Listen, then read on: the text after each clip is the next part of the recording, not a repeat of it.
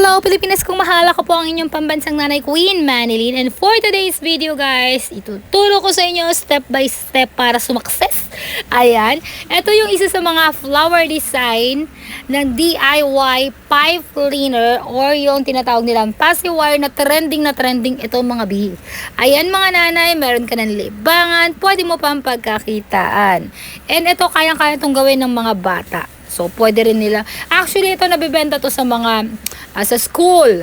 Ayan, sa harap ng school, sa harap ng simbahan, sa mall, sa plaza. Marami kang makikitang gumagawa na nito. And ito, yung mga regalo na pwede mong ibigay na lifetime hindi nabubulok. Yes, hindi siya nabubulok. B. And, ayan. So, 10 pesos. Magkano yung ganito? 10 pesos, 50 pieces. Meron ka ng 50 pieces na ganito. 10 pesos lang. So, ayan. Ang bibilhin mo lang is glue gun and glue para makabuo ka rin. So, may mga design din na kahit wala kang glue gun, makakabuo ka ng bulaklak. So, tingnan mabuti guys kung paano ko buuhin yung isang bulaklak. Ito, tulips to guys. So, dalawang design yung gagawin ko dito. Ito yung tulips. Continuation lang to. Sasaglitan lang natin to. Abangan nyo rin yung pagbuo ko ng tutorial ko sa tulips pipe cleaner. Ayan. So, ito isingit lang natin na. May tulips na tayo. Mini tulips. Diba? Ang ganda. Diba? Lahat ng bagay naman na pag-aaralan. Hindi maiiwasan andun yung fears na baka mahirap yan. Pero paano mo malalaman, nanay, kung hindi mo susubukan, be? Lahat ng bagay ay napag-aaralan. Dapat ganun tayo mga nanay. Creative tayo. And yung stress natin, dahil ang mundo ngayon at ang panahon ngayon ay talaga namang nakaka-stress at ang dami natin problemang iniinda.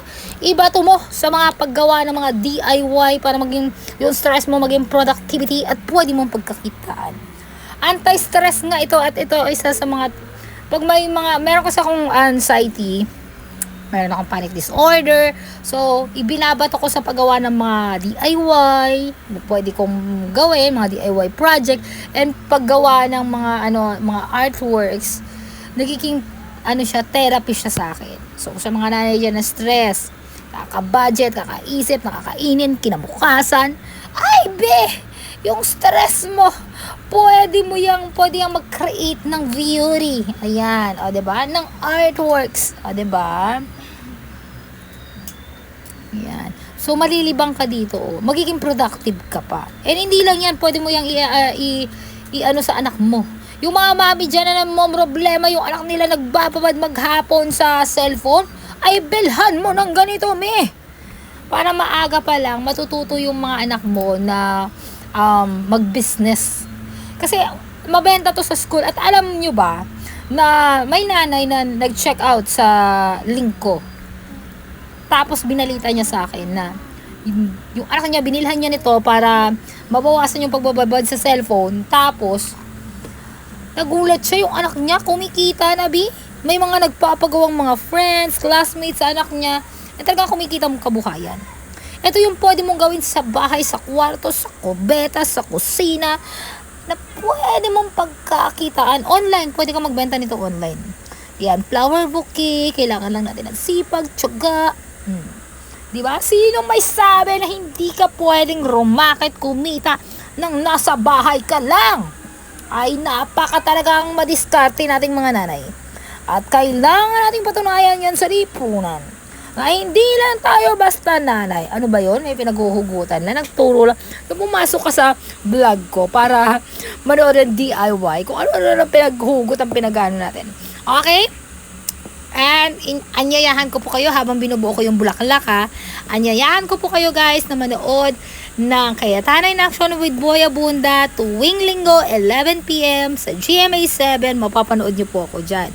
So ayan, yung ginagawa ko guys is marami kasi ako pag nagtitaping kami sa show, marami akong anik-anik sa ulo. Marami akong mga kung ano nung pinaglalagay sa ulo. Kadalasan curler. So naisip ko gumawa ng design at eto naman ang ilalagay ko sa ulo ko. Para flower girl ang nanay niya. No! Ayan, may makulit na bata dito. So, ayan, ilalagay ko yung link kung saan kayo makakabili ng glue gun na mura, kung saan kayo makakabili ng fuzzy wire or yung pipe cleaner and yung glue. Napakamura lang yan, darling ko. Okay?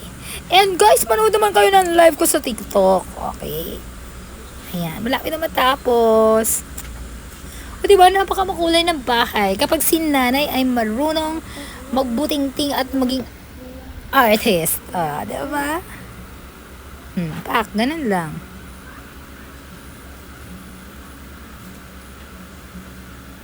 Dahon naman to. Dahon.